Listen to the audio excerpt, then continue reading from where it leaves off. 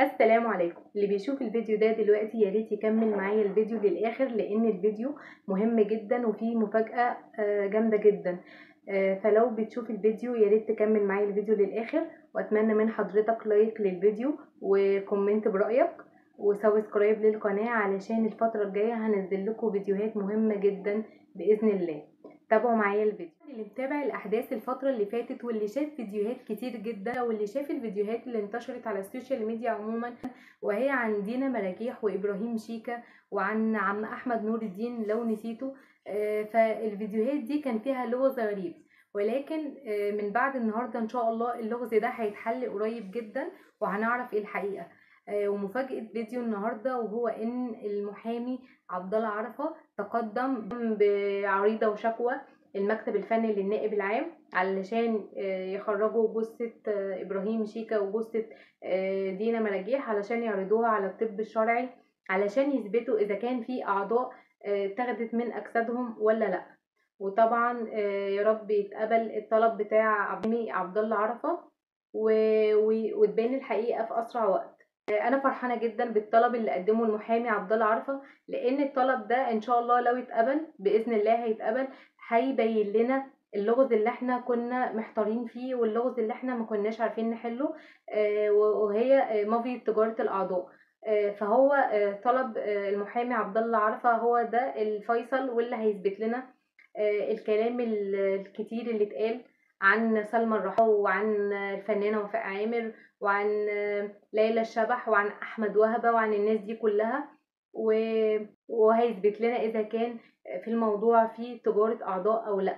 وكمان قدم المحامي عبد الله عرفة في الطلب بتاعه إنه كمان يعرف إذا كان الدكتور اللي عمل العملية لإبراهيم شيكا ده دكتور مختص، هيثبت لنا إذا كان الدكتور ده مختص في الجراحة ولا لأ، والمكان اللي إبراهيم شيكا عمل فيه العملية المكان ده مهيأ ان يتعمل فيه عملية جراحية زي دي ولا لأ.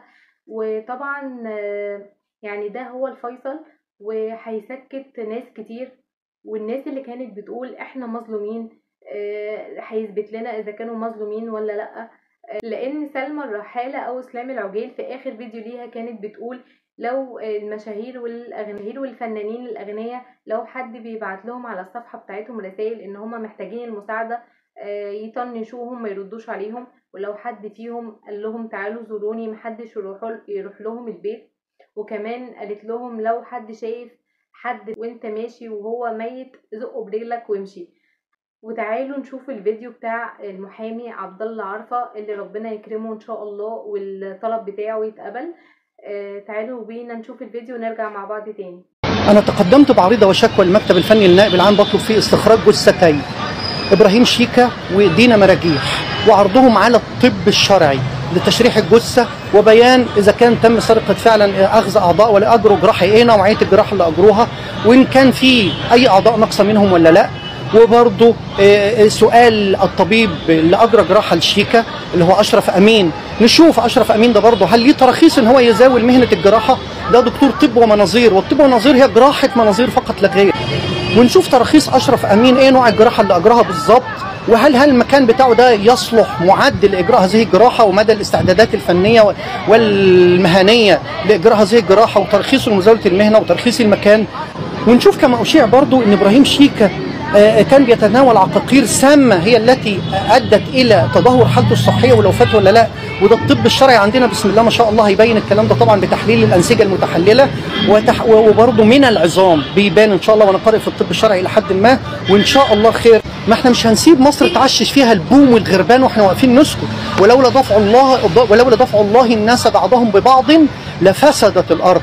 ونقف على حقيقة هذا الأمر، وربما ده يكون الخيط اللي وصلنا للعصابة المجرمة اللي بتتاجر بجسد الإنسان وبتتاجر بالإنسانية. كده بعد ما شفنا الفيديو أحب أشكر المحامي المحترم عبد الله عرفة على شجاعته، على إن هو عايز يظهر الحق، وربنا يكسر من أمثال حضرتك. فإن شاء الله يا رب الحقيقة تبان قريب.